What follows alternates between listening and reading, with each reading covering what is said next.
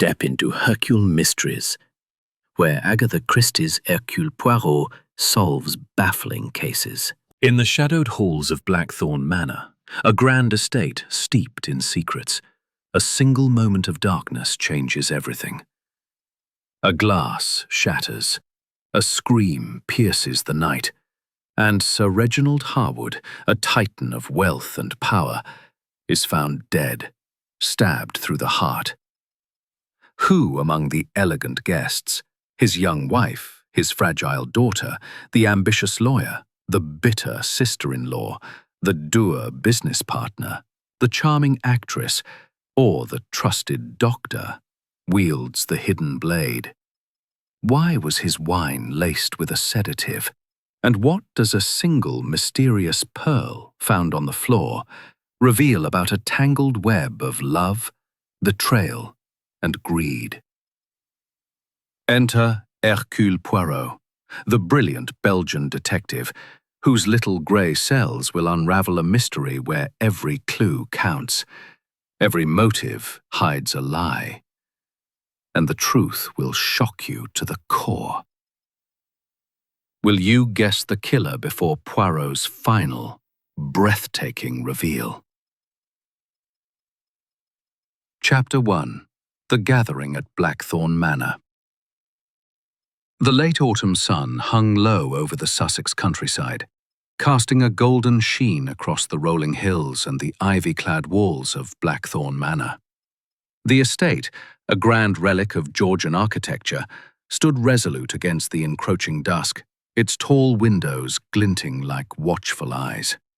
Within its walls, an air of uneasy anticipation stirred among the guests, who had gathered at the behest of Sir Reginald Harwood, a man whose wealth was matched only by his penchant for secrecy. Captain Arthur Hastings, ever the loyal friend and chronicler of Hercule Poirot's exploits, stood in the grand drawing-room, nursing a glass of sherry. The room was a study in opulence. Mahogany panelling, a roaring fire in the marble hearth, and portraits of stern-faced Harwoods glaring down from above. Yet beneath the polished surface, Hastings sensed a current of disquiet. The guests, an eclectic assembly of family, friends, and acquaintances, mingled with forced civility, their smiles as brittle as the crystal in their hands. Sir Reginald, a robust man in his late 60s with a shock of white hair and a voice that carried like a foghorn, held court near the fireplace. His second wife, Lady Evelyn Harwood, a striking woman some 30 years his junior, hovered at his side, her emerald gown catching the firelight.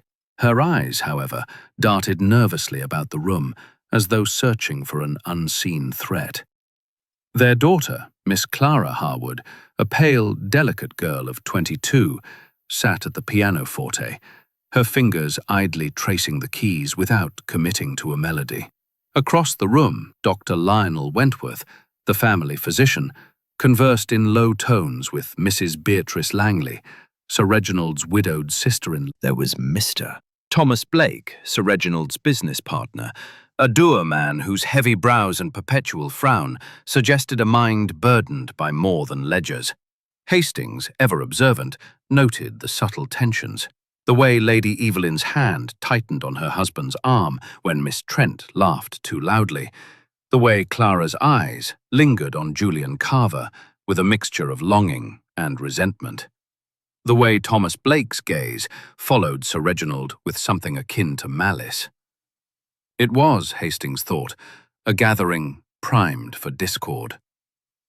The clock on the mantel struck 7, and Sir Reginald clacked his hands, calling for attention. "My friends," he boomed, his voice filling the room, "tonight is no ordinary gathering. I have summoned you here to share a matter of great import, a decision that will affect us all." He paused, his eyes gleaming with a strange intensity. "But first, let us dine. All will be revealed in due course." The guests exchanged glances, some curious, others wary, as they filed into the dining room. The long mahogany table was set with silver and fine china, the air heavy with the scent of roasted pheasant and mulled wine. Hastings took his seat, noting the precise arrangement of the place settings, each name card written in Sir Reginald's bold hand. The meal proceeded with the usual pleasantries, but the undercurrent of unease grew stronger. Sir Reginald's cryptic announcement hung over the table like a storm cloud. As the dessert course was served, a delicate lemon soufflé, Sir Reginald rose once more. "My dear friends," he began, his tone grave, "I have gathered you here to discuss my will. Certain adjustments have been made, and I intend to make them known tonight." A murmur rippled through the room. Lady Evelyn's face paled, and Clara's spoon clattered against her plate. Julian Carver's smile tightened, and Thomas Blake's frown deepened. Before Sir Reginald could continue, a sharp cry pierced the air.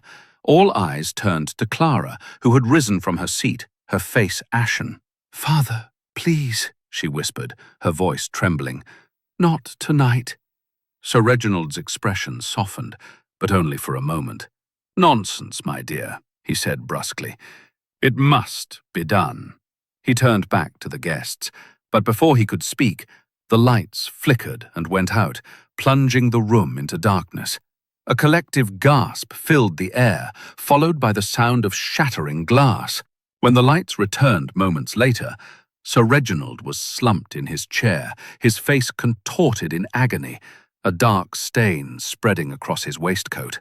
Lady Evelyn screamed, and Clara collapsed into a faint.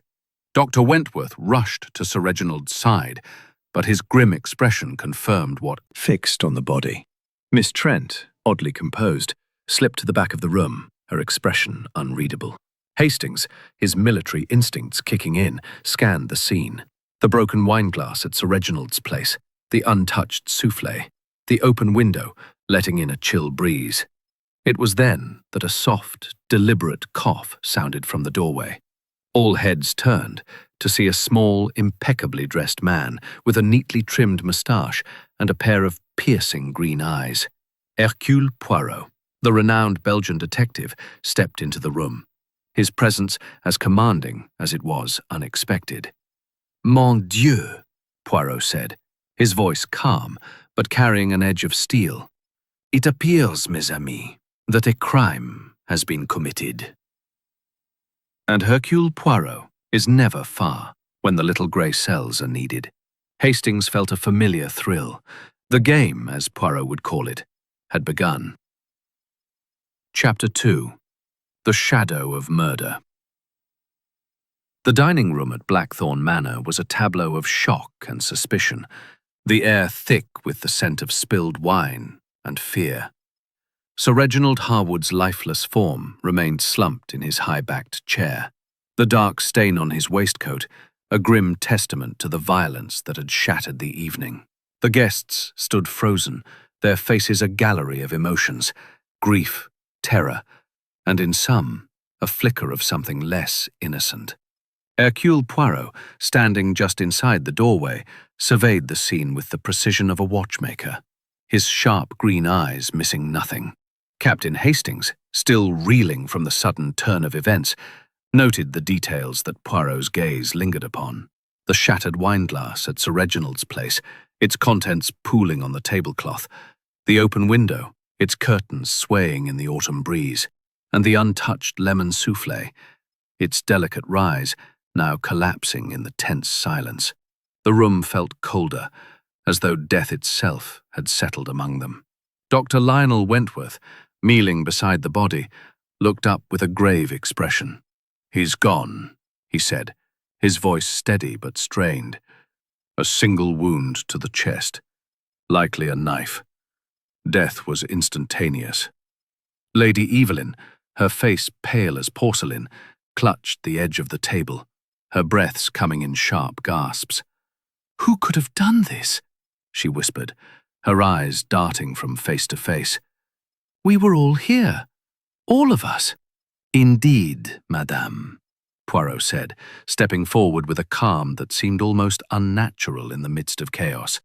And that is precisely why we must proceed with order and method.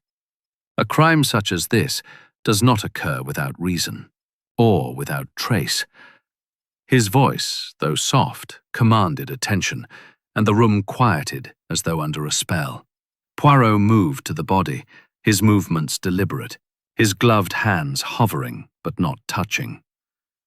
Dr. Poirot's moustache twitched slightly, a sign Hastings recognized as the detective's mind beginning to turn. "And yet," Poirot murmured, "no such weapon is visible. Curious, n'est-ce pas?" He turned to the guests, his gaze sweeping over them like a searchlight. "Mes amis, I must ask that no one leaves this room until we have established certain facts.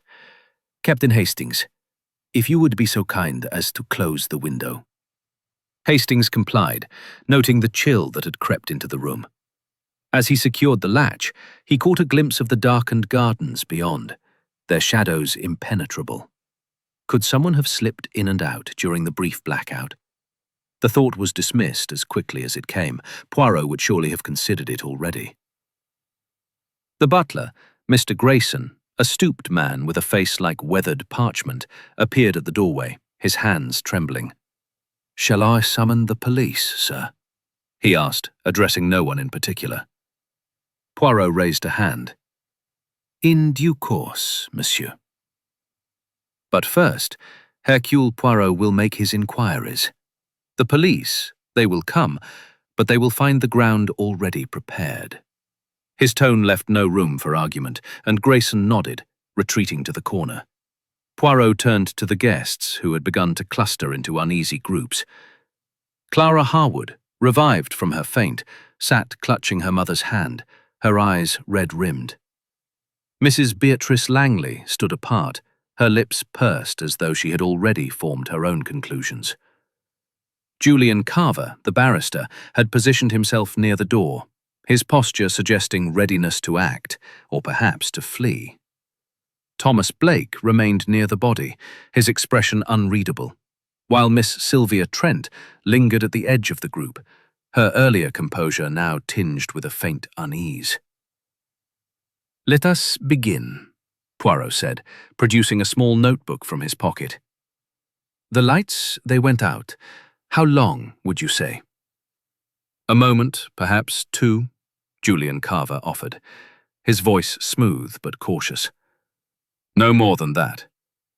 "And in that moment," Poirot continued, "a glass was broken, a man was stabbed, and the murderer disappeared." His eyes gleamed with something akin to amusement. No, it is not so simple. Tell me, who was seated where?" The guests exchanged glances, their reluctance palpable. Lady Evelyn spoke first, her voice trembling. "Reginald was at the head of the table, of course. I was to his right, Clara to his left.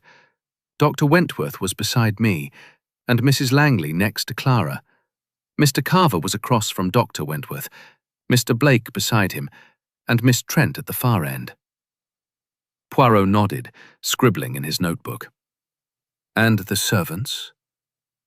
Where were they when the lights went out?" Grayson stepped "The fuse box, sir. It's in the cellar. One of the fuses must have blown." "Must have?" Poirot's tone was sharp. "Or was it made to blow?" "We shall see." He turned back to the guests. "Now, I ask you to recall the moments before the lights went out. What did you see? What did you hear?" A heavy silence followed. Mrs. Langley spoke at last, her voice cutting. "I heard Clara cry out just before. She was upset about Reginald's talk of the will. And then, the glass breaking. Clara flushed, her eyes flashing. I was upset, yes, but I didn't. I couldn't. Peace, mademoiselle, Poirot said gently. No one accuses you. Yet. His words hung in the air, and Hastings saw several guests shift uncomfortably. Poirot knelt beside the table, examining the shattered glass. "This wine," he said, sniffing delicately. "It has a curious odor. Dr. Wentworth, you will assist me later in testing it, oui? The doctor nodded, though his expression was wary. As Poirot continued his examination, Hastings watched the guests. Miss Trent's fingers toyed with a bracelet, her movements nervous. Thomas Blake's hands were clenched into fists, his knuckles white. Julian Carver's eyes flicked toward the door, as though calculating his distance from it. Lady Evelyn and Clara clung to each other, their grief genuine, but laced with something Hastings couldn't quite name. Poirot stood, brushing his hands together. For now, mes amis, you will remain here. The police will arrive, and Hercule Poirot will work alongside them. But it is I who will uncover the truth. A man does not die in such a manner without leaving a trail, and that trail I shall follow. Hastings felt a familiar stir of anticipation. The little Belgian detective, with his impeccable suit and unshakable confidence, was already weaving his web. The murderer, whoever they were, had no idea of the mind now set against them. Chapter 3. The arrival of Poirot's method. The dining room at Blackthorn Manor remained a frozen scene of tragedy, the air heavy with suspicion and the lingering scent of spilled wine. Sir Reginald Harwood's body had been covered with a tablecloth at Poirot's insistence, a gesture to preserve dignity while the detective's keen eyes roamed the room.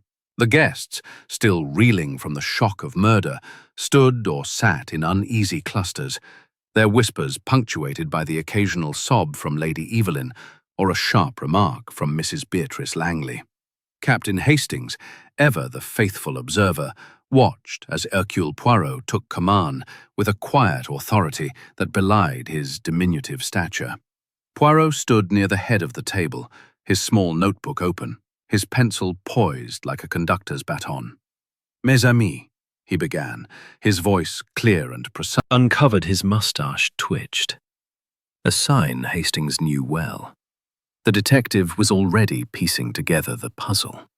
The butler, Mr. Grayson, had returned with news that the local police, led by Inspector Grayson, no relation, were on their way. Poirot, however, showed no inclination to wait. "The police, they will do their work," he said, addressing the room.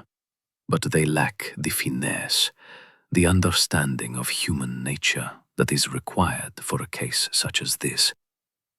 We shall begin now, with method and order." He turned to Hastings, his eyes gleaming. "Mon cher Hastings, you will assist me, oui? Observe the room, the people, the details. The truth, it hides in the small things." Hastings nodded, though he felt a twinge of inadequacy. Poirot's mind moved at a pace he could never match, but he took his role seriously. He scanned the room. The shattered wineglass, now carefully set aside by Poirot. The open window, now closed. The untouched souffle, its surface cracked like the facade of civility among the guests. The seating arrangement, as described by Lady Evelyn, lingered in his mind. Each guest positioned with precision, each, potentially, a player in this deadly drama. Poirot began his inquiries with Lady Evelyn, who sat clutching Clara's hand. "Madame," he said gently, "tell me of your husband's announcement. This matter of the will, what was its nature?" Lady Evelyn's eyes, red from crying, met Poirot's with a mix of grief and caution. "Reginald was secretive about it," she said, her voice trembling. "He said he had made changes, but he didn't tell me what. He only said it would affect us all." "And you, mademoiselle?" Poirot turned to Clara, whose pale face seemed almost translucent in the candlelight. "You cried out before the lights went out. Why?" Clara hesitated, her fingers twisting the hem of her dress. I was upset, she admitted. Father had been acting strangely for weeks. He hinted at cutting someone out of the will, but he wouldn't say who. I begged him not to speak of it tonight. Poirot's eyes narrowed slightly. And who, mademoiselle, did you fear he might disinherit? Clara's gaze flickered toward Julian Carver, then dropped to her lap. I don't know, she whispered. He never said.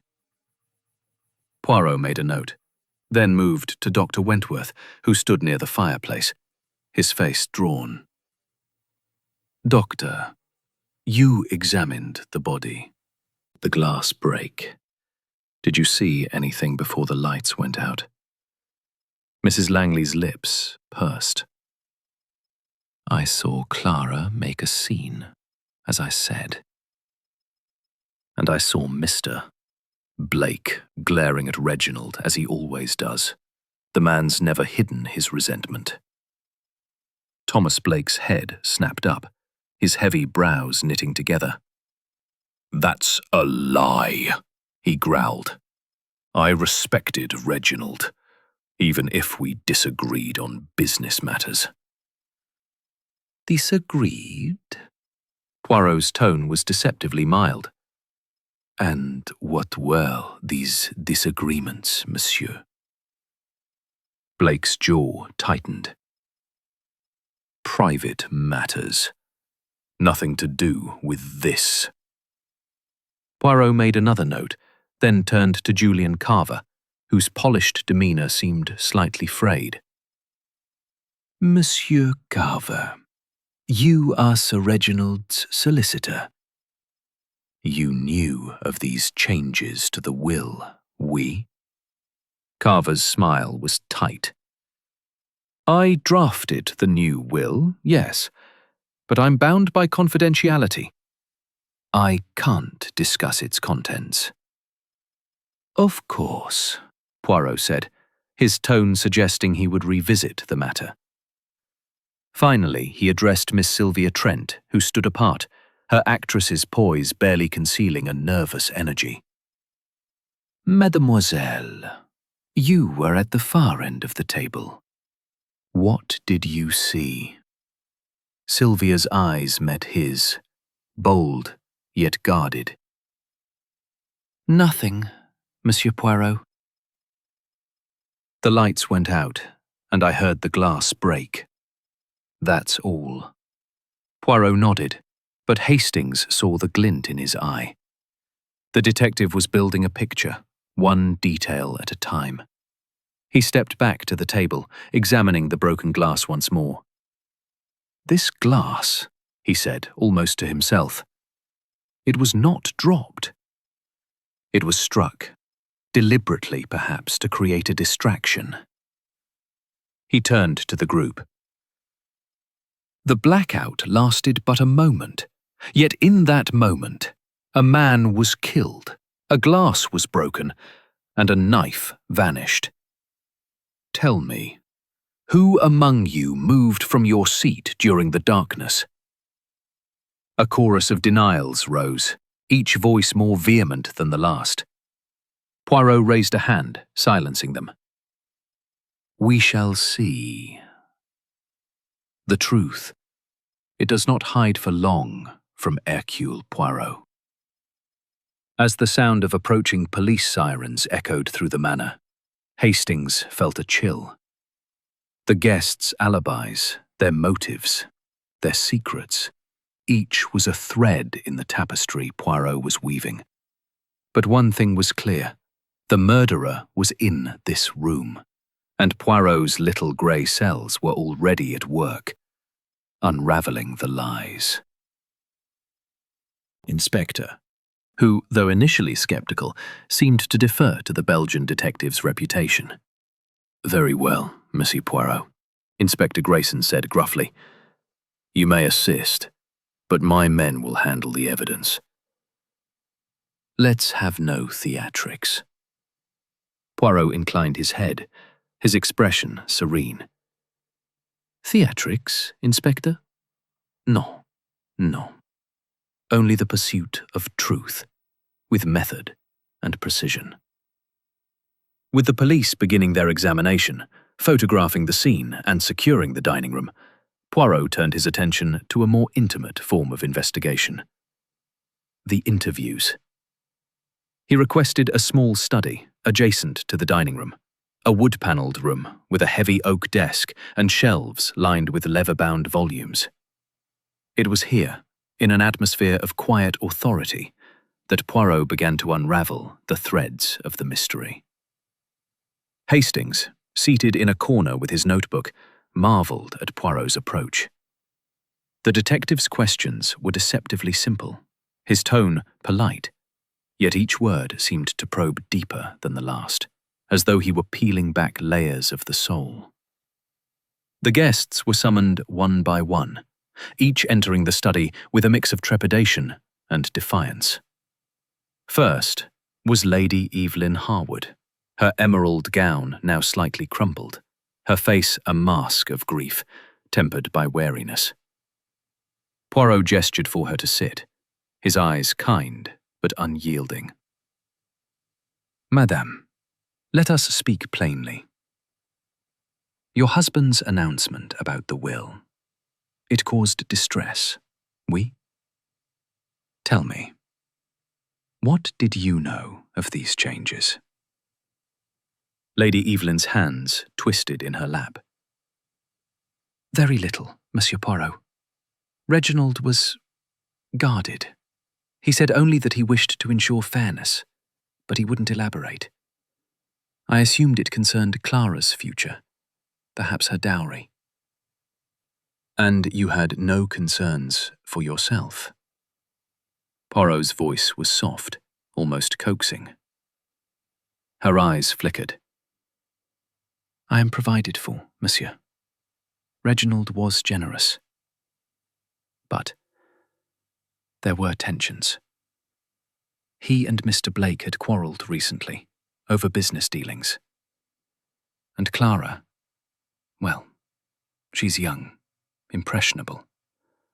I worried about her attachments. Poirot made a note, his pencil moving with precision. Attachments, madame? To whom do you refer? Lady Evelyn hesitated, then said, Mr. Carver. He's charming, but I don't trust him. He's too ambitious. Next came Clara Harwood, her delicate frame trembling as she sat. Poirot's tone softened further, like a doctor soothing a nervous patient. Julian. Father didn't approve. He said Julian was after the family fortune. Poirot's moustache twitched, and Hastings knew the detective had caught a scent. He dismissed Clara gently, then called for Dr. Lionel Wentworth. The doctor entered with a brisk air, though his hands betrayed a slight tremor. Doctor, Poirot began, you were quick to examine Sir Reginald. Tell me, did you notice anything unusual beyond the wound? Wentworth's brow furrowed. Nothing specific, Monsieur Poirot. The wound was clean, as I said, but... He hesitated, then continued. The wine glass. It smelled odd. I can't place it, but it wasn't just wine. Poirot's eyes gleamed. Bon. And your relationship with Sir Reginald? You were his physician, yes, but also his friend? Wentworth nodded. We were close, yes. He trusted me with his health, though he was stubborn about it. Lately, he'd been under strain. Business troubles, I believe. Mrs. Beatrice Langley followed, her sharp tongue barely restrained. Monsieur Poirot, she said, sitting with the posture of a queen. I'll save you the trouble. Thomas Blake despised Reginald. They fought over the company's direction. Blake wanted to sell, Reginald refused. And that actress, Miss Trent, she's no innocent guest. Reginald invited her for a reason. Mark my words. Poirot's expression remained impassive. And you, madame? You had no quarrel with your brother-in-law? Mrs. Langley's lips tightened. He was family, but not always wise. His marriage to Evelyn, far too young for him, was a mistake. And Clara's spoiled, always has been. Julian Carver was next, his polished charm now tinged with unease. Monsieur Poirot, he said, I assure you I had no hand in this. Yes, I drafted the new will, but I can't disclose its contents. Not yet. Poirot's gaze was piercing. And your interest in Mademoiselle Clara, was it purely romantic? Carver flushed. I care for her, yes, but I'm no fortune hunter, if that's what you imply. Finally, Miss Sylvia Trent entered, her actress's poise a thin veneer over nervous energy. Mademoiselle, Poirot said, you are a guest here, yet you seem out of place. Why did Sir Reginald invite you? Sylvia's smile was brittle. He was a fan of my work, or so he said. We met at a charity event in London. He insisted I join this weekend. And you noticed nothing during the blackout? Poirot pressed. Nothing, she said quickly, her fingers toying with her bracelet. Just the glass breaking and then the scream. Poirot dismissed her, then turned. Had stirred the pot, and the guests' secrets were beginning to surface like shadows moving beneath still water. The little Belgian detective, with his unerring logic, was closing in on the truth, one careful step at a time. Chapter 5. The Red Herrings. The study at Blackthorn Manor, with its heavy oak desk and shelves of sombre books, had become Hercule Poirot's command post. The flickering light of a single lamp cast long shadows across the room, mirroring the doubts that lingered in Captain Hastings' mind. The police, under Inspector Grayson's direction, were busy in the dining room, cataloguing evidence and murmuring about the obvious. A knife wound, a darkened room, a circle of suspects. But Poirot, as always, was several steps ahead, his little grey cells sifting through the tangle of half-truths and veiled motives revealed in the interviews. Poirot sat at the desk, his small hands folded neatly, his eyes fixed on a single object. The broken wineglass, now carefully placed on a cloth before him. Its jagged edges glinted in the lamplight, and the faint, peculiar odour noted by Dr. Wentworth lingered faintly. Hastings, standing near the window, watched his friend with a mixture of awe and impatience. Poirot, he ventured, surely the glass is a clue. But what of the knife? It's vanished. Someone must have taken it during the blackout.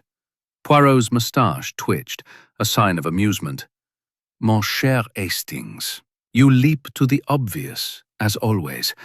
The knife, yes, it is important, but it is the glass that speaks to me now. Why was it broken? To distract, perhaps, or to conceal something else? He leaned forward, his voice dropping. And the odour. Dr. Wentworth was correct. It is not merely wine. Before Hastings could respond, Inspector Grayson entered, his face etched with frustration. Monsieur Poirot, my men have searched the dining room and the adjacent areas. No sign of the knife. We've questioned the servants. Grayson, the butler, swears he was in the pantry and the maids were in the kitchen. None saw anything during the blackout. Poirot nodded, unperturbed. And the fuse box, Inspector. You have examined it? Grayson frowned. Yes. A single fuse was tampered with, deliberately loosened, it seems. Someone wanted that blackout. Précisément, Poirot said, his eyes gleaming. The blackout was no accident, but a stage set for murder. And now we must consider who benefits from Sir Reginald's death. The inspector scoffed. That's easy enough. Thomas Blake stands to gain control of the company now that Harwood's gone. They've been at odds for months. Blake's been pushing to sell, and Harwood wouldn't budge. My money About the will. If Sir Reginald was about to change it, someone might have wanted to stop him. Exactement, Poirot said, rising from his chair. The will is the key, but it is locked away in Monsieur Carver's confidentiality. Let us see if we can persuade him to unlock it. Poirot requested Julian Carver's presence, and the barrister entered the study with his usual polish, though his eyes betrayed a flicker of unease. Monsieur Poirot, he said, taking a seat. I've told you I'm bound by professional duty. The will's contents are private until probate. Poirot's smile was thin. Monsieur Carver, a man is dead, and you sit at the heart of his secrets. You drafted this new will. Did it differ greatly from the old? Carver hesitated, then said, It did, but I can't say more without breaking my oath. And if I were to suggest, Poirot said softly, that the new will disinherited someone in this room, would that be correct? Carver's jaw tightened, but he remained silent. Poirot leaned back, satisfied. Very well. You confirm without speaking. But tell me, monsieur, where were you when the lights went out? At my seat, Carver said quickly. I didn't move. I heard the glass break, then Lady Evelyn's scream. Poirot made a note, then dismissed him. As Carver left, Hastings whispered, He's hiding something, Poirot. That hesitation, it's as good as a confession. Poirot shook his head. No, Hastings. A confession requires intent, and Monsieur Carver is too clever for that. But he is a red herring, designed to draw our eyes. Let us turn to another Poirot called for, Thomas Blake, whose dour presence filled the room like a storm cloud. The businessman sat heavily, his hands clenched. Monsieur Blake, Poirot began, you and Sir Reginald disagreed over the company. Tell me, what was the nature of this conflict? Blake's eyes narrowed. Reginald wanted to keep the business in the family, even if it meant stagnation. I saw opportunities, mergers, expansions. He called me greedy, but I was looking to the future. And his death, Poirot said, does it clear the path for your ambitions? Blake's face reddened. I didn't kill him. Yes, we argued, but I was at my seat when the lights went out. I heard the glass, then the scream, like everyone else. Poirot's pencil moved swiftly. And yet, monsieur, your resentment was noted by others. Madame Langley, she speaks of your hostility. Confirmed the fuse box tampering, but found no fingerprints. The knife remained missing, and the guests' alibis held. For now. Hastings watched Poirot, who stood by the window, his eyes distant. What is it, Poirot? He asked. You've found something, haven't you? Poirot turned, his expression enigmatic. A thought, Hastings. The blackout, the glass, the knife. They are parts of a machine designed to mislead. But there is one detail that does not fit, and it is this. Miss Trent's bracelet. She toyed with it nervously, yet it is new, expensive.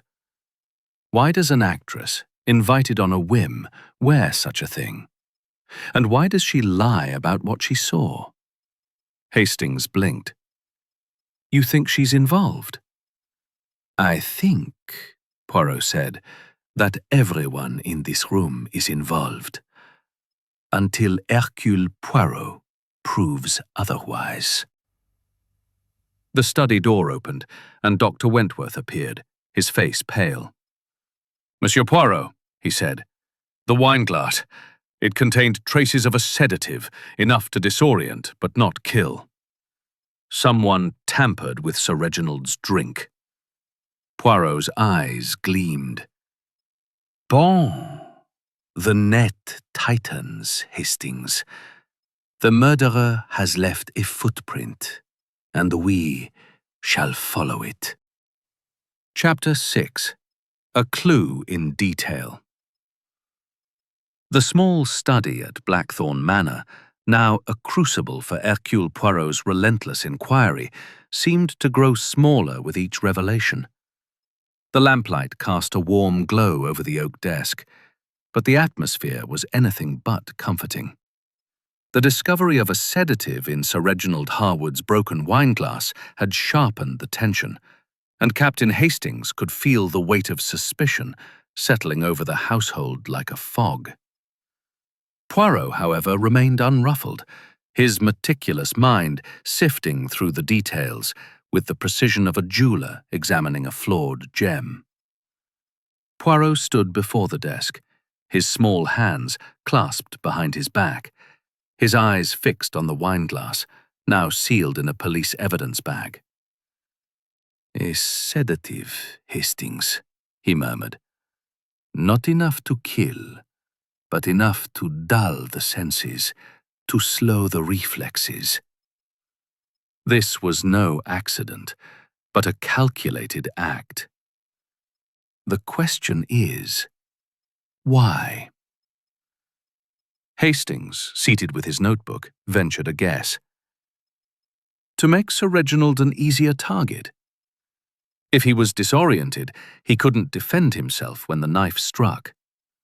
Poirot's moustache twitched, a faint smile playing beneath it. "Précisément, mon ami. But you see only half the picture. The sedative suggests to focus on him alone is to ignore the tapestry. The sedative, the blackout, the broken glass. These are threads, and we must follow them all."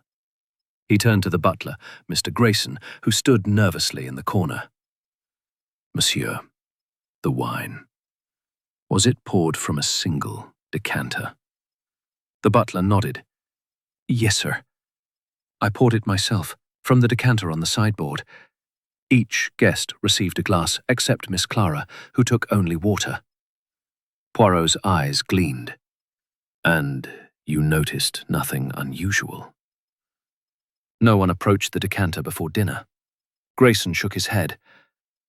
"No, sir. It was in my sight the entire time, until I poured." "Bon," Poirot said, making a note. "Then the sedative was added to the glass itself, not the decanter. A precise act, requiring opportunity and nerve." Hastings watched as Poirot paced the room, his steps measured, his mind clearly racing. The detective stopped suddenly, his gaze falling on a small object on the floor near the dining room door. A single pearl, its luster dulled by dust. He knelt, retrieving it with a handkerchief, and held it to the light. "Curious," he murmured. "A pearl lost in the chaos. To whom does it belong?" He summoned the guests back to the dining room, where Sir Reginald's body had been removed by the police, though the table remained untouched, a silent witness to the crime. Poirot held up the pearl, his voice cutting through the murmurs. "Mes amis, does anyone claim this?" It was found near the door, where someone may have passed in haste. Lady Evelyn's hand flew to her necklace, a string of pearls that now hung unevenly. "It's mine," she said, her voice trembling. "It must have broken during the commotion." Poirot's eyes narrowed. "And yet, madame, the necklace appears intact, save for this one pearl. Tell me, Were you near the door when the lights went out? Lady Evelyn flushed. No, I was at my seat, beside Reginald. I didn't move. Clara, standing beside her mother, spoke up.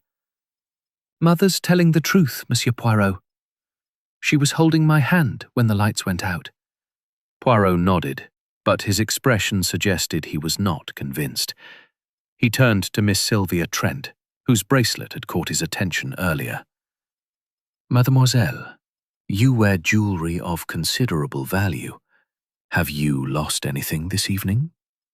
Sylvia's hand instinctively went to her bracelet, a delicate gold chain adorned with a single ruby.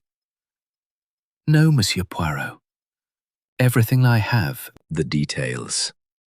The pearl, the sedative, the broken glass. They are pieces of a puzzle, and Hercule Poirot never ignores a piece, no matter how small. He dismissed the guests, but not before requesting that Dr. Wentworth join him in the study. The doctor, looking weary, complied. Doctor, Poirot said, the sedative in the glass. You are familiar with such substances, oui? Can you identify it? Wentworth nodded. The police chemist will confirm, but it resembles chloral hydrate, a common sedative.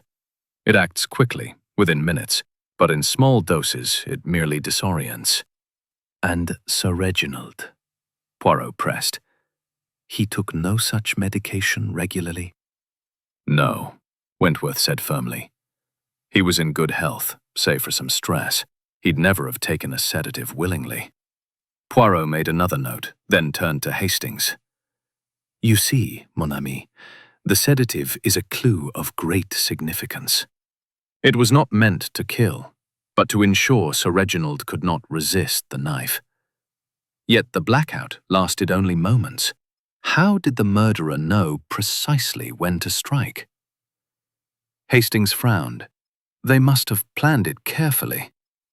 The fuse box, the sedative, the knife, it's all so theatrical. Exactement, Poirot said, his eyes gleaming. A performance, staged for our benefit. But there is one detail that does not fit. The pearl. Lady Evelyn claims it, yet her necklace is intact. And Miss Trent, she hides something, I am certain. Her bracelet, her composure, it is too perfect. As the police continued their search for the missing knife, Poirot's focus remained on the small things. The pearl, the glass, the sedative. Hastings could sense the detective's mind weaving a net, each clue a knot tightening around the truth. The murderer, whoever they were, had underestimated the little Belgian with the impeccable moustache. Chapter 7. More lies surface. The atmosphere in Blackthorn Manor had grown stifling, as though the very walls were closing in on the secrets of its inhabitants. The police, under Inspector Grayson's brusque direction, continued their methodical search for the missing knife, their heavy footsteps echoing through the grand halls. Hercule Poirot, however, remained in the small study, his sanctuary of logic amidst the chaos. Captain Hastings, ever at his side, watched as the detective's sharp green eyes darted between his notebook and the pearl, still wrapped in its handkerchief on the desk. The discovery of the sedative in Sir Reginald Harwood's wineglass had deepened the mystery. And now, new shadows of deceit were beginning to emerge.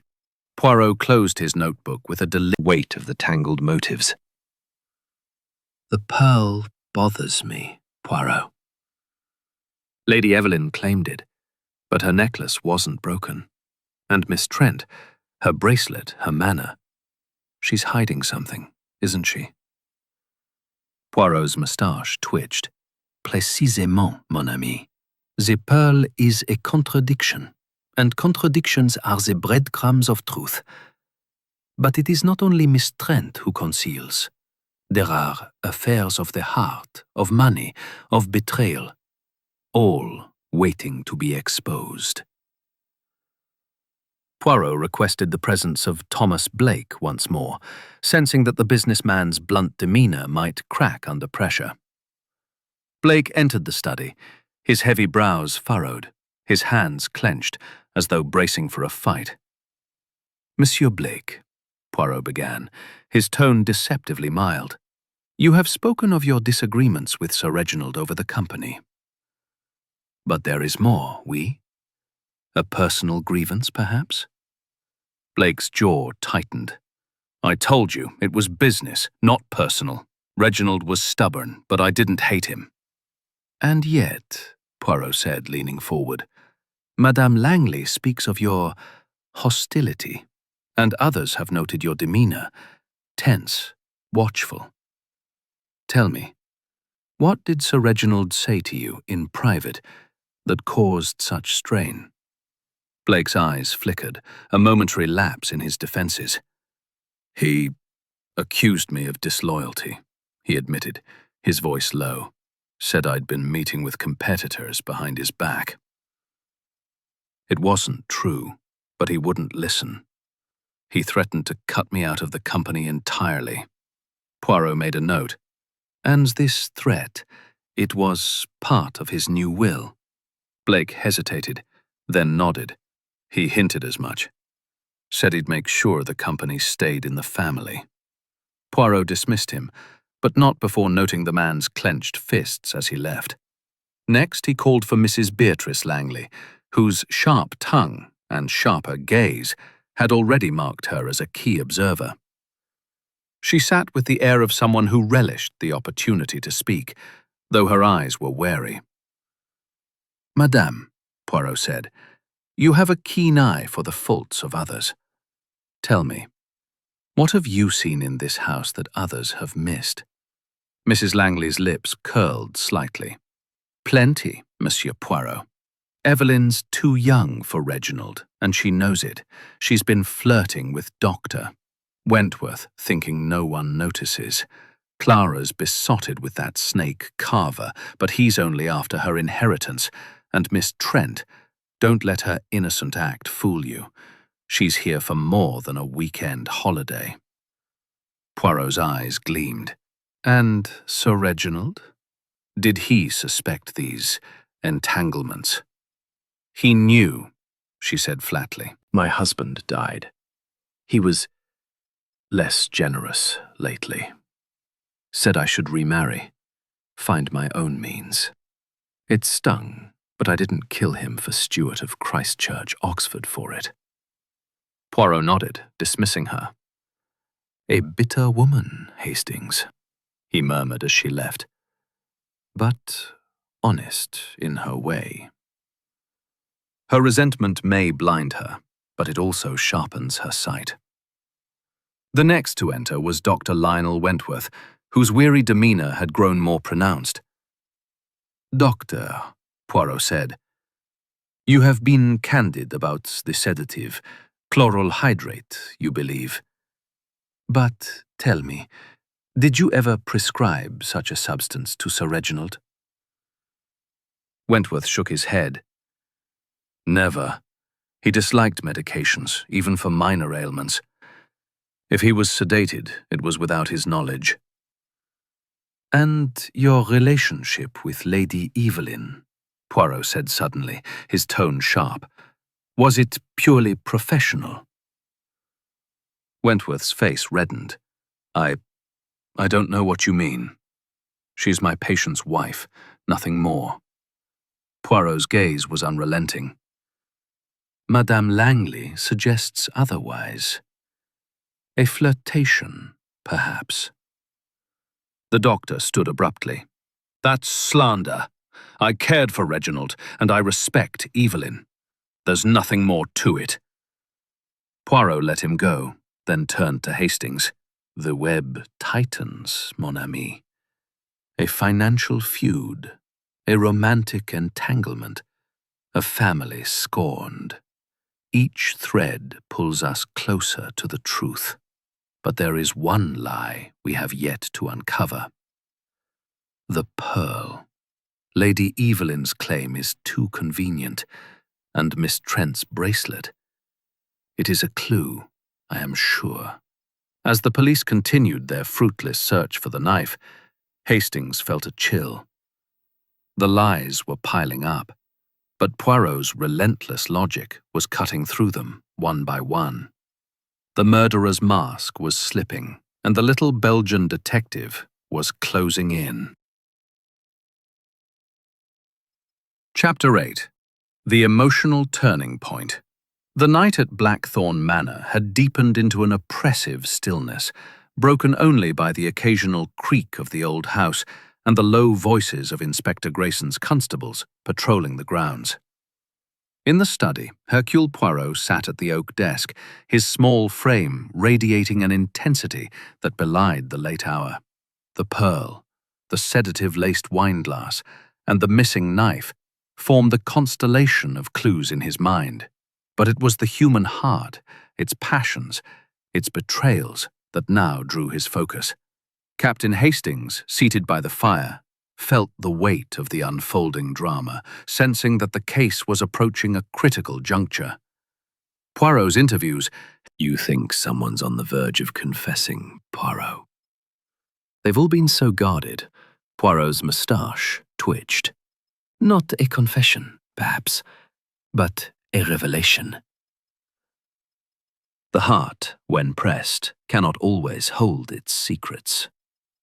We must apply the right pressure. He requested Clara Harwood's presence, sensing that the young woman's emotional fragility might yield a breakthrough. Clara entered the study, her face pale, her eyes red from crying. She sat, clutching a handkerchief, her delicate frame trembling under the weight of grief and fear. Mademoiselle, Poirot began, his tone gentle yet probing. You loved your father, oui? Yet you were afraid of his announcement about the will. Tell Poirot. What did you fear he would reveal?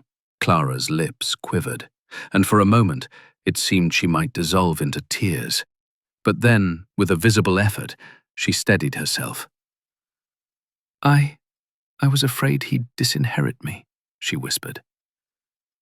He was so angry lately, always talking about betrayal. I thought, because of Julian, because I love him, and father didn't approve. Poirot leaned forward, his eyes kind but unrelenting. And this love for Monsieur Carver, it caused tension with your father. Clara nodded, a tear escaping. Father called him a fortune hunter. He said Julian only wanted the estate, the company. But it's not true. Julian loves me. I know he does. Her voice broke, and she buried her face in her hands. But now father's gone, and I feel so guilty for arguing with him. Poirot's expression softened, but his mind was clearly racing. Guilt, mademoiselle, is a heavy burden. But tell me, during the blackout, you were holding your mother's hand, oui? Did you feel her move? Clara's head snapped up, her eyes wide. No, mother was with me. She didn't move, I swear it. Poirot made a note, then dismissed her gently. As she left, Hastings whispered, She's hiding something, Poirot. That guilt. It's more than just an argument. Perhaps, Poirot said, his eyes distant. But it is not Clara who will break tonight. There is another whose composure is fraying. He called for Miss Sylvia Trent, whose actress's poise had begun to crack under Poirot's scrutiny. She entered, her movements graceful, but her eyes wary, the ruby bracelet glinting on her wrist. Mademoiselle, Poirot said, you have told me you were invited by Sir Reginald for your talents. But there is more, is there not? Why did he truly summon you to Blackthorn Manor?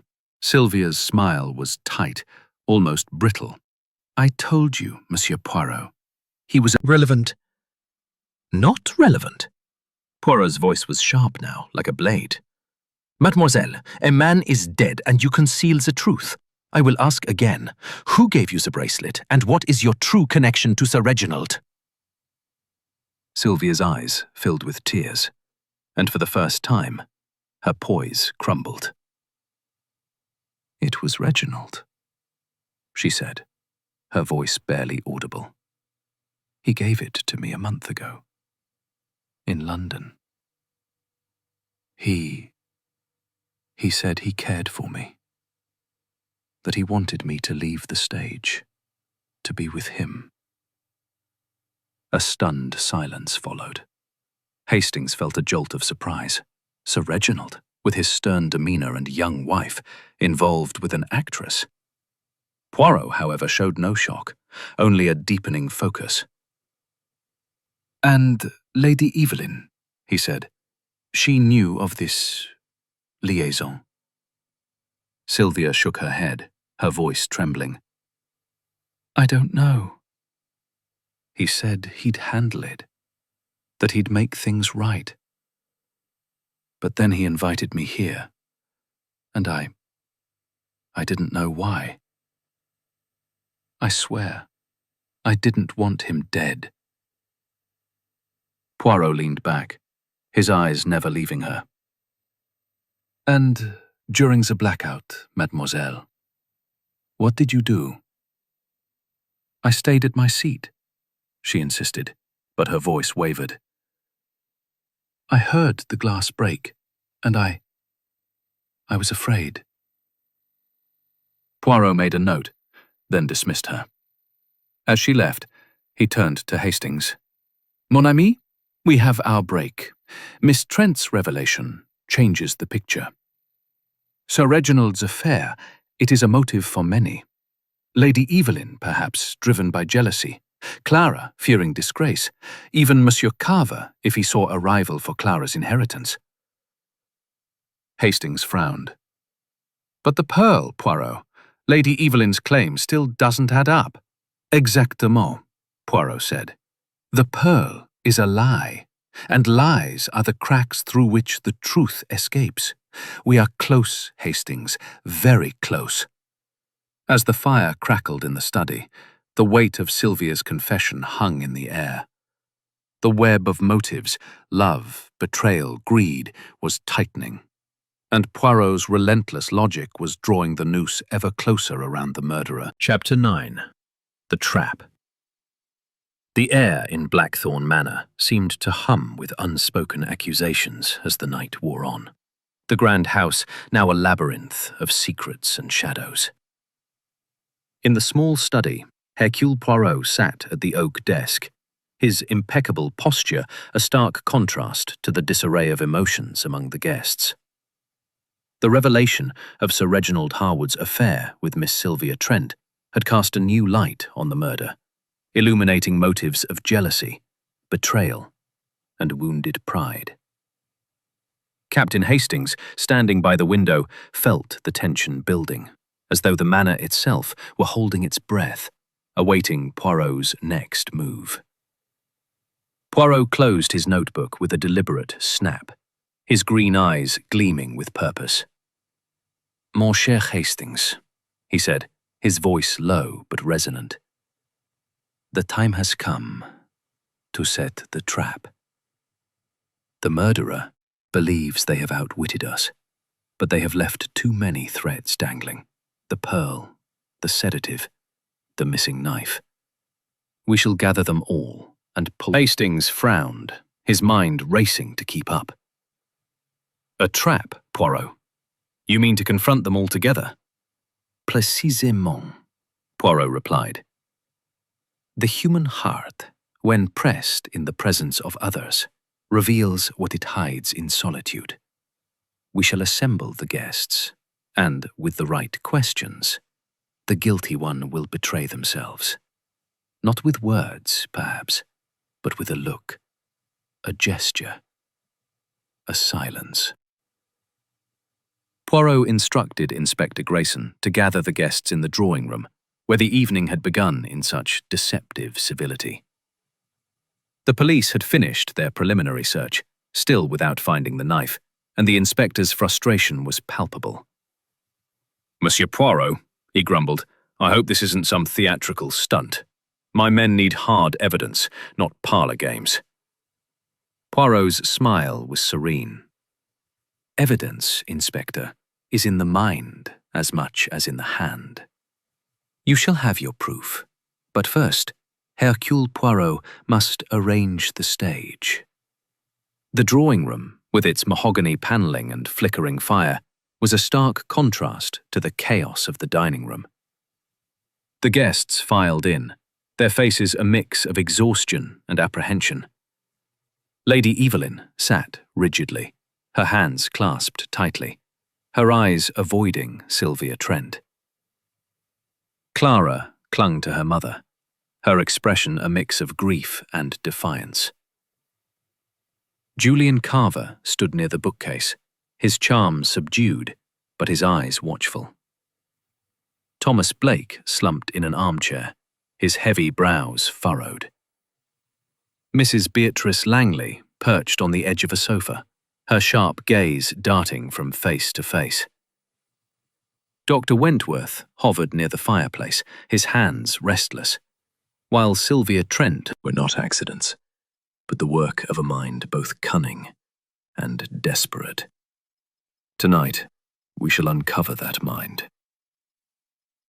A murmur rippled through the room, quickly silenced by Poirot's raised hand. "Let us begin with the facts. Sir Reginald was stabbed with a narrow blade, yet the knife is missing. The wineglass at his place contained chloral hydrate, enough to disorient, but not to kill. The fuse box was tampered with, creating a brief blackout. And then there is the pearl. Claimed by Lady Evelyn, yet her necklace remains intact." Lady Evelyn's face paled, but she said nothing. Poirot continued, his eyes sweeping the room. "Each of you had motive. Monsieur Blake, you quarrelled with Sir Reginald over the company's future, fearing he would cut you out. Monsieur Carver, you drafted a new will, one that may have favoured your ambitions with Mademoiselle Clara. Madame Langley, you resented Sir Reginald's waning generosity. Dr. Wentworth, you were close to Lady Evelyn. Perhaps too close. And Mademoiselle Trent, your affair with Sir Reginald threatened the family's harmony." Sylvia flinched, and Clara's eyes flashed with anger. Poirot pressed on. "But motive alone is not enough. Let us consider the blackout. It lasted mere seconds, enough time for a skilled hand to strike, but only if they knew precisely when and where. Who among you had such knowledge?" Thomas Blake shifted uncomfortably. "You're accusing us all, Poirot. But I was at my seat. I didn't move." "Nor did I," Julian Carver added quickly, his voice smooth but strained. Poirot's gaze fixed on Sylvia Trent. "Mademoiselle, you were at the far end of the table, yet you heard the glass break. Tell me, did you see anything? Anyone move in the darkness?" Sylvia's fingers tightened on her bracelet. "I told you, I stayed in my seat. I was frightened." Poirot's eyes narrowed. "And yet, your bracelet, a gift from Sir Reginald, tells a different story. It is new, expensive, and you touch it when you are nervous. Why, mademoiselle, do you fear to tell the truth?" Sylvia's composure cracked, her voice rising. "I've told you everything! I didn't kill him!" Before Poirot could respond, Clara stood, her face flushed with emotion. "Stop it!" she cried. "You're twisting everything. Father's dead and your Face was ashen. I don't remember. It was chaos. The glass breaking. The scream. Poirot stepped forward, his voice cutting through the tension. The scream, madame. It was yours, was it not? Yet it came after the glass broke, after the knife struck. Why did you scream? Lady Evelyn's hands shook. I saw him, Reginald, when the lights came back. I was terrified. Poirot nodded, but his eyes were relentless. The trap is set, mes amis. The murderer is among you, and their heart betrays them. Tomorrow we shall gather again, and Hercule Poirot will reveal all. As the guests dispersed, their faces etched with fear and suspicion, Hastings leaned toward Poirot. "You've rattled them, Poirot." But do you know who did it? Poirot's smile was enigmatic. The little grey cells, Hastings. They are never idle. The truth is near, but we must wait for the final piece to fall. Chapter 10. The Reveal. The drawing room at Blackthorn Manor was a theatre of anticipation, its opulent decor now a stark backdrop to the grim drama unfolding within. The morning sun filtered through the tall windows, casting pale light on the assembled guests, whose faces bore the strain of a sleepless night. Hercule Poirot stood before the fireplace, his small frame commanding the room with an air of quiet authority. Captain Hastings, seated near the back, felt his pulse quicken. He knew this was the moment Poirot had been building toward, the culmination of his meticulous unraveling of the crime. The guests sat in uneasy silence. Lady Evelyn, her hands clasped tightly. Clara, pale and trembling. Julian Carver, his charm replaced by a guarded tension.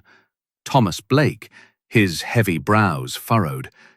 Mrs. Beatrice Langley, her sharp eyes narrowed. Dr. Lionel Wentworth, fidgeting nervously. And Miss Sylvia Trent, her actress's poise fraying at the edges. Inspector Grayson stood by the door, his arms crossed, skeptical but attentive. The missing knife, the sedative, the pearl, and the tampered fuse box hung over the room like unanswered questions. But Poirot's calm demeanour suggested he held the answers. "Mes amis," Poirot began, his voice clear and precise. "A murder has been committed in this house, a crime of cunning and precision. Sir Reginald Harwood was stabbed in the heart during a brief blackout, his wine laced with a sedative, his glass shattered, and a pearl left behind. These are not random acts, but pieces of a puzzle, and Hercule Poirot has assembled them." He paced slowly, his hands clasped behind his back. "Let us reconstruct." Poirot turned to the guests, his eyes sweeping over them. "Each of you had motive. Monsieur Blake, you faced ruin if Sir Reginald cut you from the company. Monsieur Carver, the new will threatened your ambitions with Mademoiselle Clara. Madame Langley, you resented Sir Reginald's reduced support. Dr. Wentworth, your closeness to Lady Evelyn raised questions. Mademoiselle Trent, your affair with Sir Reginald threatened the family's harmony. And Madame Evelyn, jealousy of that affair gave you reason to act.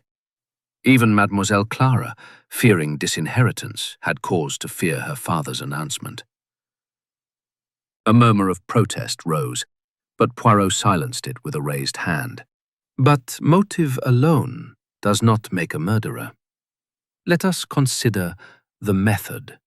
The sedative required access to the glass, the blackout required knowledge of the fuse box, and the knife required a steady hand. Who among you could orchestrate such a plan?" He paused, letting the tension build. The pearl was my first clue. Lady Evelyn claimed it, yet her necklace was intact. Why lie about such a thing? Because the pearl was not hers. It was a distraction, dropped deliberately to mislead. But whose pearl was it? Poirot's gaze settled on Sylvia Trent, who stiffened. Mademoiselle Trent, your bracelet, a gift from Sir Reginald, drew my attention. You touched it nervously, as though it held a secret. But it was not the bracelet itself, was it? You wore a pearl earring that night, a single pearl. And now you wear none. The pearl on the floor, it came from you. Sylvia's hand flew to her ear, her face paling. I lost an earring, yes, but I didn't. Poirot cut her off. You lost it in the darkness, mademoiselle, when you moved. You were not at your seat, as you claimed. You moved towards Sir Reginald, and in your haste, the pearl fell. The room erupted in gasps, but Poirot pressed on. But you did not act alone. The sedative required medical knowledge, and the fuse box required access to the cellar. Let us turn to Dr. Wentworth. The doctor's face went ashen. This is absurd. I was at my seat. Non, monsieur, Poirot said sharply. You knew of chloral hydrate, and you had access to Sir Reginald's glass when you poured wine for Lady Evelyn. You also knew the manor's layout, including the fuse box, and your affection for Lady Evelyn. It was more than professional, was it not? Wentworth's hands trembled, but he said nothing. Poirot turned to Lady Evelyn. Madame, you screamed after the glass broke, after the knife struck. Why? Because you knew what was happening with the fuse box. In the darkness, Sylvia approached, broke the glass to create chaos, and Dr. Wentworth struck with the knife, which he later disposed of. Clara cried out, "Mother, no! Tell him it's not true!" Lady Evelyn's face crumpled, and she began to sob. "It wasn't supposed to happen like this," she whispered. "Reginald was going to ruin us all. Cut Clara out. Give everything to that actress.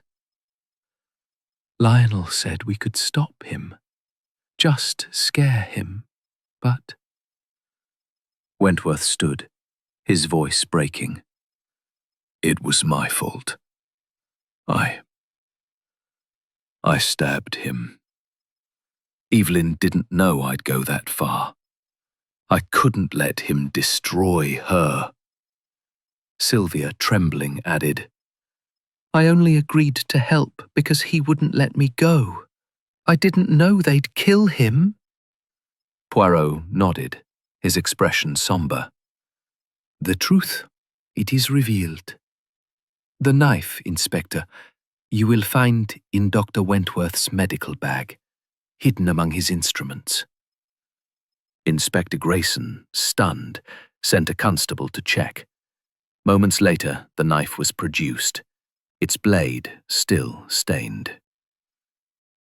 The room fell silent, the weight of the confession settling over all. Poirot turned to the guests. "The heart, it betrays, and the little grey cells, they triumph. The case is closed." Chapter 11. The Reflection. The drawing room at Blackthorn Manor, once a stage for polite civility, now bore the weight of a grim resolution.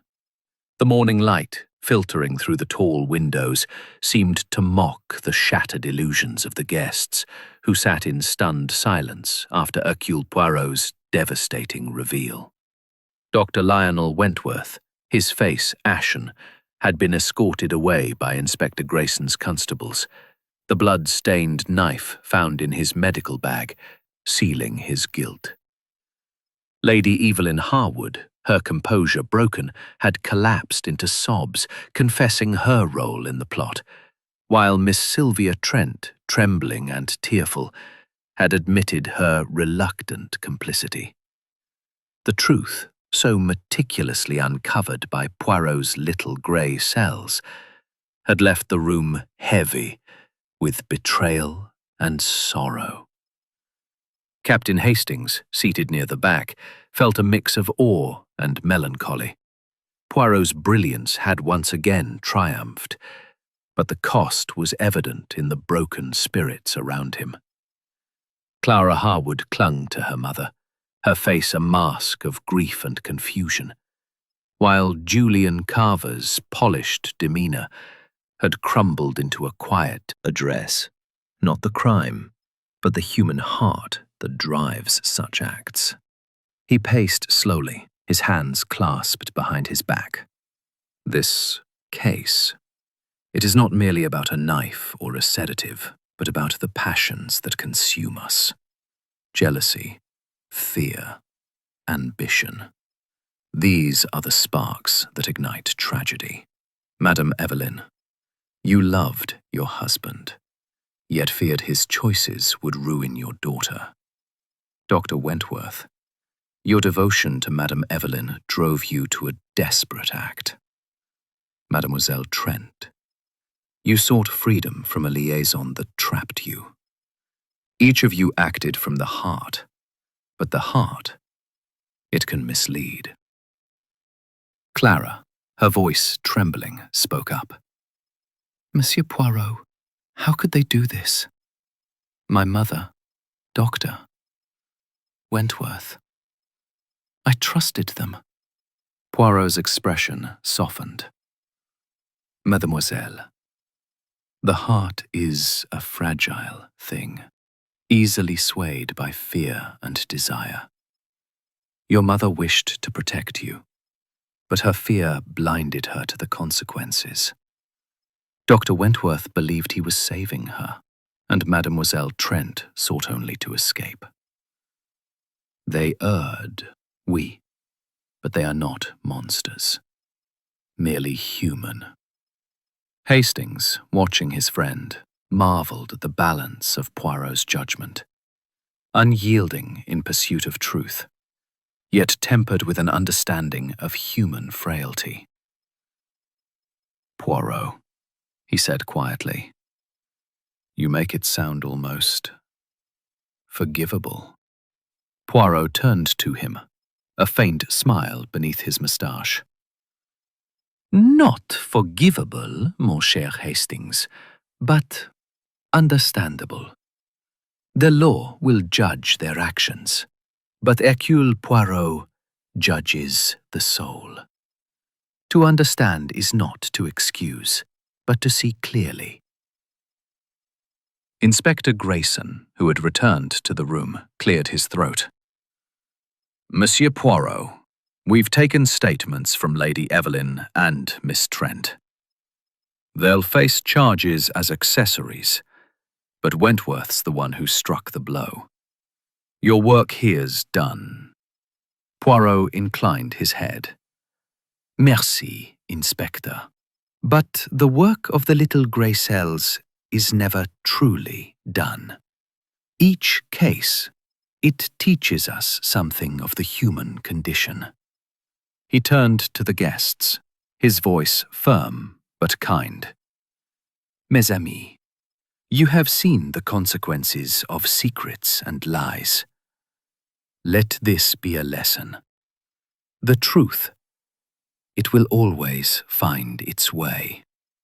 As the guests began to disperse, their faces etched with a mix of relief and sorrow, Poirot gathered his coat and hat, his movements precise as ever.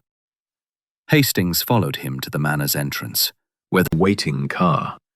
The manor loomed behind them, its windows glinting in the sunlight. Hastings glanced back, feeling the weight of the case linger. Poirot, however, looked forward, his moustache perfectly aligned, his mind already turning to the next challenge. The little Belgian detective, with his unerring logic and quiet compassion, had once again brought clarity to the shadows of Blackthorn Manor. Chapter 12. The Echoes of Truth. The grand hall of Blackthorn Manor seemed to exhale as the weight of Hercule Poirot's revelations settled over its inhabitants. The morning sun, now higher in the sky, cast long shadows across the polished floors, as though the house itself were reluctant to let go of its secrets. The guests, dispersed after Poirot's dramatic unmasking of Dr. Wentworth, Lady Evelyn, and Miss Sylvia Trent, moved about in a daze, their voices hushed, their eyes avoiding one another. Captain Hastings, standing near the grand staircase, felt the lingering sting of the tragedy. A family torn apart, a crime born of desperation, and a truth that offered little comfort. Hercule Poirot, impeccable as ever in his tailored coat and polished shoes, stood in the hall, adjusting his hat with meticulous care. His green eyes, sharp and contemplative, surveyed the scene one last time. Inspector Grayson had taken Dr. Wentworth into custody, and Lady Evelyn and Sylvia Trent were to follow for further questioning in London. The manor, once a bastion of wealth and prestige, now felt like a hollow shell, its opulence marred by betrayal. "Mon cher Hastings," Poirot said, turning to his friend, "you look troubled. The case is solved, the guilty are apprehended, yet you carry the weight of their sorrow." Hastings sighed, his hands in his pockets. "It's just Clara, Poirot. She's lost her father. Her mother's implicated, and now she's left with nothing but grief. And the others, Blake, Carver, Mrs. Langley, they're all caught up in this mess. It feels so futile." Poirot's moustache twitched, a faint smile softening his features. "Futile, perhaps, to the heart, but not to justice. The truth, Hastings, it is a double-edged sword. It cuts through lies, but it also wounds those who cling to them. Mademoiselle Clara will suffer, oui, but she is young, and the heart, it heals." They stepped outside into the crisp autumn air, the gravel crunching underfoot. The Sussex countryside stretched before them, its rolling hills serene, despite the turmoil within the manor. Hastings glanced back at the imposing facade, its ivy-clad walls hiding company, unless the new will, which Monsieur Carver guards so closely, says otherwise. But these are matters for courts and solicitors. Our work, it is done. They reached the waiting car, where the driver stood ready to take them to the station. Before climbing in, Poirot turned to Hastings, his expression thoughtful. "You asked me once, mon ami, if I find such cases forgivable. I do not forgive the act of murder, but I understand the passions that drive it. In this case, love and fear twisted into something dark. Dr. Wentworth loved Madame Evelyn. Madame Evelyn loved her daughter, and Mademoiselle Trent sought escape. Each choice led to disaster, but each was human." Hastings nodded, though his heart remained heavy. "And the pearl, Poirot?" "It was Sylvia's earring, but why did Lady Evelyn claim it?" Poirot's eyes gleamed. "A clever distraction, Hastings. Madame Evelyn knew of the affair and suspected Mademoiselle Trent's involvement. By claiming the pearl, she hoped to divert suspicion from herself and Dr. Wentworth. But the little grey cells, they see through such ruses."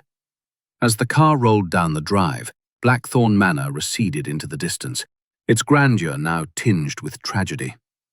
Hastings leaned back, his mind replaying the case, the blackout, the sedative, the knife, the pearl. "You knew from the start, didn't you, Poirot? Not the details, but the shape of it."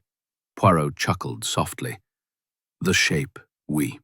The human heart, it follows patterns, and Hercule Poirot knows these patterns well.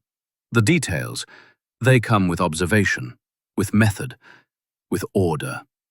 The car wound through the countryside, the hills bathed in golden light. Hastings felt a flicker of hope, despite the sorrow. Poirot's presence, his unerring logic, was a beacon in the darkness of human folly. "Where to now, Poirot?" he asked. Poirot's smile was serene. "To London, mon ami, where a good cup of tisane awaits, and perhaps another mystery. The world, it never lacks for puzzles, and Hercule Poirot is never far from their solution." As the manor faded from view, Hastings felt the case settle into memory. A chapter closed, but not forgotten. The truth had been revealed, but its echoes would linger in Blackthorn Manor, and in the hearts of those who remained. Chapter 13. The Unraveling Threads. The train to London rattled gently through the Sussex countryside, its rhythm a soothing counterpoint to the turmoil left behind at Blackthorn Manor. Hercule Poirot sat opposite Captain Hastings in their private compartment, his small hands folded neatly, his eyes half closed as though in meditation. The golden light of late morning streamed through the window, catching the polished edge of Poirot's watch and the faint gleam of his moustache. "Poirot," Hastings ventured, breaking the silence, "you've solved the murder, but there's something unfinished about it all. The will, for instance, Carver never revealed its contents. Could it hold another piece of the puzzle?" Poirot's eyes opened, sharp and alert. "Mon cher Hastings, you are correct. There are threads yet to be tied. The will, it is a shadow over this case, a motive that drove many to desperation. But Hercule Poirot does not leave such matters unresolved. We shall learn more, in time." Hastings leaned forward, his curiosity piqued. "You think there's more to uncover? The murder's solved, isn't it?" Poirot's moustache twitched, a sign of his mind at work. "The murder, oui, it is solved. Dr. Wentworth struck the fatal blow, aided by Madame Evelyn and Mademoiselle Trent. But the why? It is not fully answered. The will, the company, the secrets of Blackthorn Manor, these are not mere backdrop, but part of the tapestry. We must look closer." Back at the manor, the police had concluded their initial work, and the guests were preparing to depart under Inspector Grayson's watchful eye. Poirot, however, had requested a final meeting with Julian Carver before leaving, sensing that the barrister's guarded silence held a key. The two men met in the manor's library, a cavernous room lined with dusty tomes and heavy drapes. Carver stood by a window, his polished demeanor fraying under the strain of the past hours. "Monsieur Carver," Poirot began, his voice calm but insistent, "you have protected the contents of Sir Reginald's new will with admirable loyalty. But the time for secrecy is past. A man is dead, and the truth must be complete. Tell me, what did the will contain?" Carver hesitated, his jaw tightening. "Monsieur Poirot, you know I'm bound by confidentiality. But, given the circumstances, I can say this. Sir Reginald intended to make significant changes. He was troubled by recent discoveries. Betrayals, he called them." Poirot's eyes gleamed. "Betrayals, monsieur, such as Mademoiselle Trent's liaison, or perhaps something more financial?" Carver's gaze flickered, a crack in his composure. He suspected someone was siphoning funds from the company. He didn't name them, but he was furious. The new will was meant to protect Clara's inheritance and ensure the company remained in family hands. Poirot made a note, his pencil moving with precision. "And who stood to lose, monsieur? Monsieur Blake, perhaps?" Carver nodded reluctantly. "Possibly." Sir Reginald hinted at reducing Blake's stake significantly, but there were others. Mrs. Langley's allowance was to be cut, and Lady Evelyn's provisions were— Will was the spark that lit this fire. Sir Reginald's desire to control his legacy drove those around him to desperation. Dr. Wentworth acted to protect Madame Evelyn, who feared losing her status. Mademoiselle Trent sought freedom from a compromising affair. And the pearl, her earring, was a careless mistake dropped in the chaos of their plan. Hastings frowned. But what about Blake? He had the most to lose, yet he's innocent. Innocent of murder, oui, Poirot said, but not of resentment. His anger was real, but it was not his hand that struck. The little grey cells. They see the difference between motive and action. The train whistle sounded, signalling their approach to London. Hastings gazed out at the passing fields, his mind still tangled in the case's complexities. And Mrs. Langley? She saw so much, yet did nothing. Poirot nodded. Madame Langley is a watcher, not a doer. Her bitterness gave her clarity, but also blindness. She saw the faults of others, but not the full picture. As the train slowed, Poirot adjusted his hat, his expression serene. This case, Hastings, it reminds us that truth is not a single thread, but a weave of many. We have unravelled the murder, but the echoes of greed, love, and fear, they linger. Hastings felt a pang of admiration for his friend's clarity. The case of Blackthorn Manor was closed, but its lessons about the fragility of trust and the cost of secrets would stay with him. As they stepped onto the platform in London, the city's bustle enveloped them, and Poirot's eyes gleamed with the promise of new challenges. Chapter 14. The Final Threads. The London air was crisp as Hercule Poirot and Captain Hastings stepped off the train at Victoria Station, the bustle of the city a sharp contrast to the sombre stillness of Blackthorn Manor. The case was solved, the guilty apprehended, yet Hastings could not shake a sense of unease, as though some small piece of the puzzle remained out of place. Poirot, ever attuned to his friend's moods, glanced at him with a knowing smile. "Mon cher Hastings," he said, adjusting his gloves. "You are troubled still. The case is closed, yet your heart seeks something more, oui?" Hastings nodded, his hat tilted against the autumn breeze. "It's the will, Poirot. We know it drove the murder, but we never saw its contents. And Clara, what becomes of her now? She's lost so much." Poirot's earlier Polish dulled by the weight of the case. "Monsieur Poirot, Captain Hastings," he said, gesturing to two chairs. "I didn't expect to see you so soon. The police have all they need, surely." Poirot settled into his seat, his posture impeccable. "The police, oui, they have their evidence. But Hercule Poirot seeks the truth in its entirety.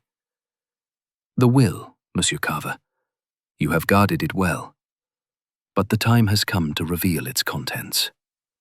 Sir Reginald's intentions, they are the key to understanding the full scope of this tragedy."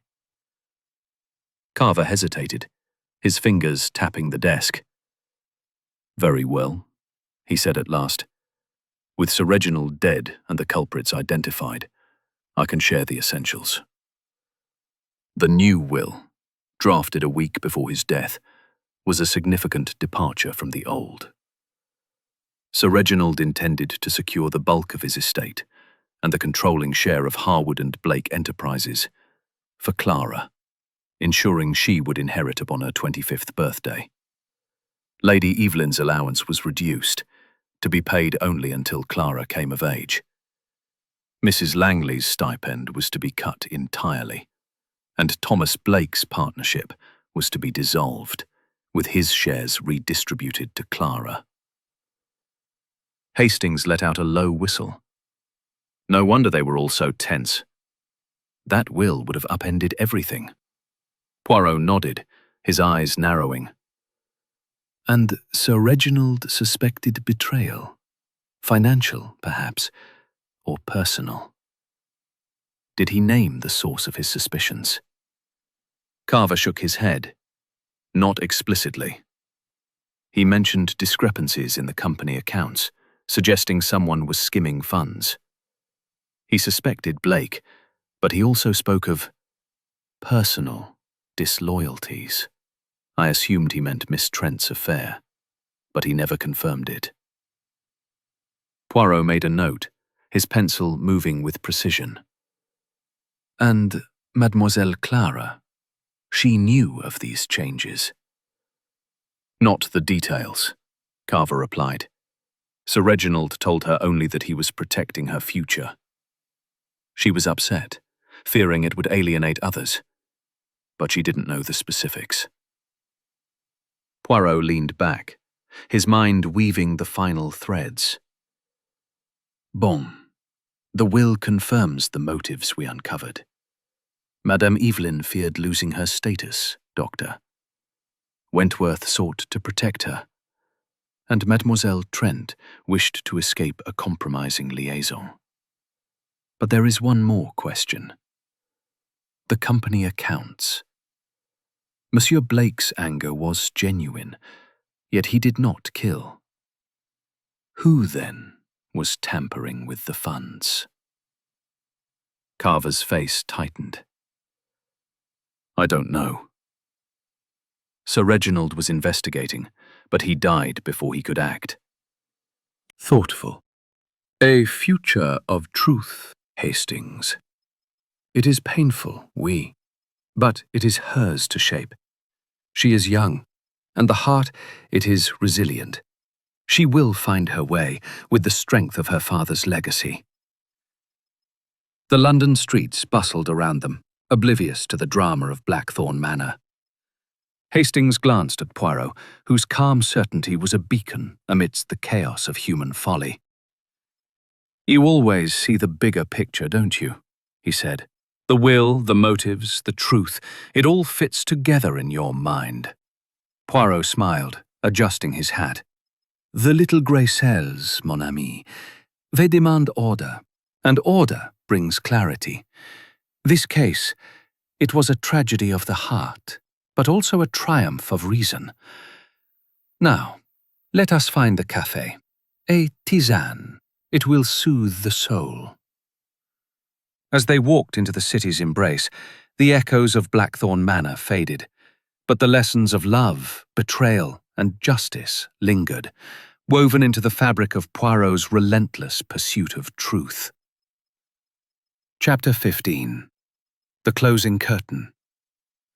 The London evening was cloaked in a soft mist, the gaslights casting a golden glow over the cobblestone streets, as Hercule Poirot and Captain Hastings settled into a quiet café near Victoria Station. The clink of porcelain and the murmur of conversation provided a gentle contrast to the turmoil of Blackthorn Manor, now a fading memory in the Sussex countryside. Poirot sipped his tisane with measured satisfaction, his green eyes reflecting the flicker of the candle on their table. Hastings, however, remained pensive, his thoughts tethered to the tragedy they had left behind. Poirot, Hastings said, stirring his tea. The case is solved, the will explained, but I can't stop thinking about Clara. She's so young, and now she's alone, with the weight of her father's estate and her mother's betrayal. It feels incomplete. Poirot set down his cup, his expression serene but thoughtful. Mon cher Hastings, you are a man of the heart, and it does you credit. But the story of Mademoiselle Clara, it is not ours to complete. We have given her the truth, and with truth comes the chance to rebuild. The curtain has fallen on this act, but her life, it continues. Hastings leaned back, his brow furrowed. And the company? Carver mentioned discrepancies in the accounts. If someone was stealing, could that lead to another crime? Poirot's moustache twitched, a sign of his ever-active mind. A perceptive question, mon ami. The financial betrayal. It was a shadow over Sir Reginald's final days, but it was not the cause of his death. Dr. Wentworth, Madame Evelyn, and Mademoiselle by a quiet understanding of human frailty. You always manage to tie things up so neatly, he said. The pearl, the sedative, the knife, it all came together in the end, like a puzzle box clicking shut. Poirot smiled, adjusting his cuffs with precision. The puzzle box, oui. But it is the human heart that makes it complex.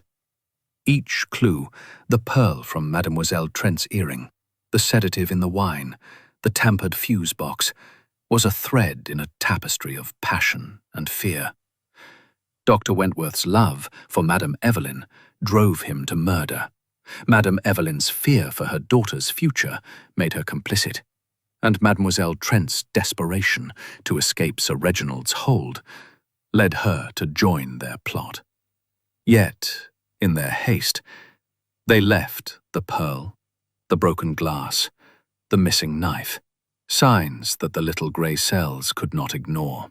Hastings nodded, his mind replaying the dramatic reveal in the drawing room. And Lady Evelyn's lie about the pearl, trying to protect Wentworth by pointing suspicion at Sylvia. It was clever, but not clever enough. Exactement, Poirot said. The lie, it is always the weak point. The truth, it has a symmetry that cannot be forged. That is why Hercule Poirot trusts in method, in order, in the observation of the small things. A waiter passed, refilling their cups, and Hastings took a moment to absorb the scene. The cosy cafe, the hum of life outside, the calm certainty of his friend. "What now, Poirot?" he asked. "Back to your flat? More cases? More mysteries?" Poirot's eyes gleamed with a familiar spark. "Oui, Hastings. The world, it is full of mysteries, and Hercule Poirot is never idle. But for tonight, we rest. The soul, it requires repose, as much as the mind requires challenge." As they finished their drinks and stepped into the misty evening, London seemed to pulse with possibility. The case of Blackthorn Manor had been a dark chapter, a tale of love twisted into betrayal, of ambition turned to ruin. Yet Poirot's triumph, his ability to see through the chaos to the truth, offered a kind of hope. Clara Harwood would face a difficult path, but she had her father's legacy, and the truth, however painful, was hers to build upon. They walked toward Poirot's flat, the city's lights a constellation of stories yet untold. "You know, Poirot," Hastings said, a smile tugging at his lips, "I think you enjoy these cases a bit too much." Poirot chuckled, his step light. "Enjoy, mon ami? No, it is not enjoyment, but necessity. The little grey cells, they demand to be exercised, and the world, it obliges. Now, come, there is a fire waiting."